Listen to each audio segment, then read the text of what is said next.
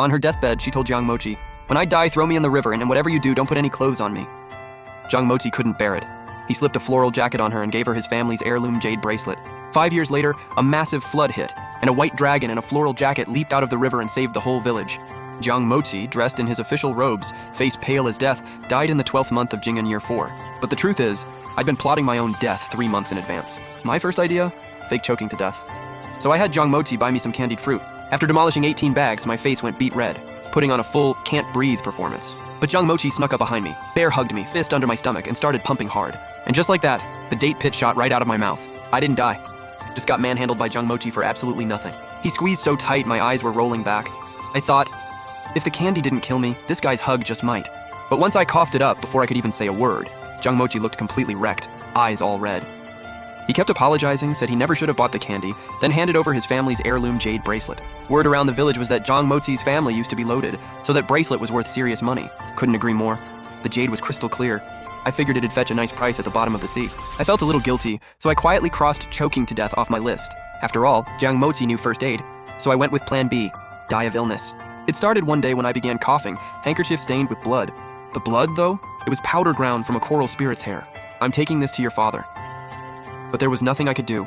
It was literally my own dad who told me to haul it back to the sea. I hid the bloody handkerchief under my pillow. One day, Jiang Mochi found it. "Choo-choo, what's going on here?" I stayed quiet, playing dumb. "It's my fault. I've been so caught up with the imperial exam that I completely neglected your health. Starting today, I'll take care of everything." So the next day, I didn't even have to cook. Not that I ever did anyway. Every day, I'd go to the shore and call out the snail spirits' names. They'd pop up looking like little housewives, head home, clean the whole place, and whip up a full spread. Jiang Mochi had no idea. He always thought I was the one keeping everything running like clockwork. Now I didn't even need to walk to the shore. I rubbed my growing little belly and completely lost my last motivation to exercise. Meanwhile, Jiang Mochi took over the kitchen and got a real taste of all the household chores. "Choo-choo, I had no idea how much you used to do around here. You've been working so hard." I was sweating bullets out of guilt when he handed me a bowl of health tonic. "You keep breaking out in cold sweats." But no matter how attentive Jiang Mochi was, my cough just wouldn't get better. It was only getting worse. He brought in doctor after doctor, and not one could figure out what was wrong. Well, because I was faking it. I'd picked up a new phrase, lying flat. So I stayed in bed all day and waited to be fed. Every day I buried myself under the covers so Jiang Mochi couldn't see that I was secretly getting fatter. Every day Jiang Mochi saw me curled up in bed like a little quail, and his heartache just grew and grew. I slept through every single day, but it wasn't on purpose. I had to sneak to the sea bottom every night to deal with my dad. "If you're not back soon, I'm telling you, I'm giving all the pearls in your room to the other little dragons." Every night I was working on managing my dad. "I'll be back real soon, I swear." I'd sweet talk him until he was satisfied, then sneak back home. So of course I had to sleep during the day, and Jiang Mochi had absolutely no idea. One day, same routine, I was half asleep when I sensed someone at the edge of the bed. Jiang Mochi's voice was so low I could barely make it out. "Choo-choo, I'm sorry, I can't give you the life you deserve, I'm just not there yet. Once I pass the imperial exam, just hold on for me, I'll come for you properly." He gently tucked in the corners of my blanket and left. I slept through the whole thing. Then one day my dad blew up and gave away one of my 987 gold coins to a seahorse spirit. And that finally lit a fire under me. While Jiang Mochi was out at school after making lunch, I called the snail spirits into the kitchen to cook me extra food. But before I could even finish my pumpkin soup, Jiang Mochi walked back in. I made a run for the bed, tripped on my skirt, and face planted on the floor. The only thing that didn't spill? The bowl of pumpkin soup, held perfectly steady in my hands. I was mortified. The pumpkin soup is sweet and have a taste. In Jiang Mochi's eyes, I could barely walk without tripping, yet even while sick, I dragged myself to make him soup before he left. "Choo-choo, why are you so hard on yourself? You're still sick." Right on cue, I spit a mouthful of blood from the corner of my mouth. "I know I'm dying. Don't grieve for me." I recited my script through fake tears. "After I'm gone, throw my body into the Anjin River. Don't put any clothes on me. I came into this world with nothing, and I'll leave the same way."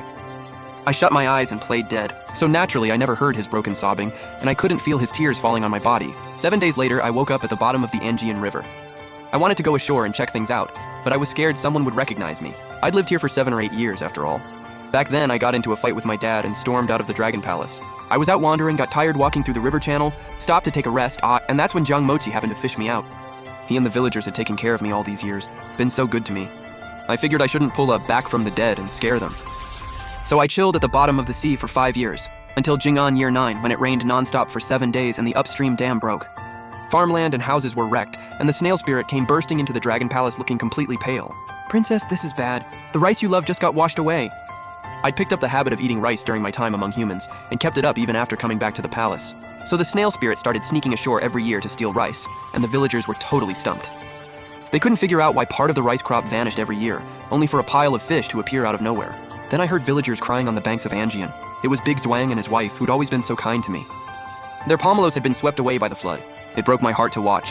Without thinking, I transformed into my true form and shot straight out of the water, scooping people up one claw at a time, like a claw machine. I thought smugly, I must look incredibly cool right now. The whole village was standing there with their jaws dropped.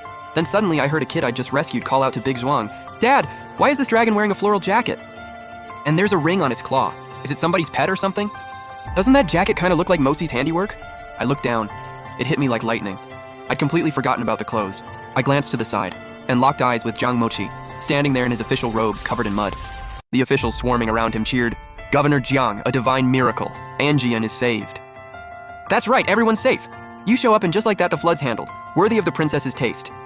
The officials kept going on, but Jiang Mochi seemed to hear none of it, just staring straight at me. I avoided his gaze. I'd heard everyone was safe and was about to turn and go.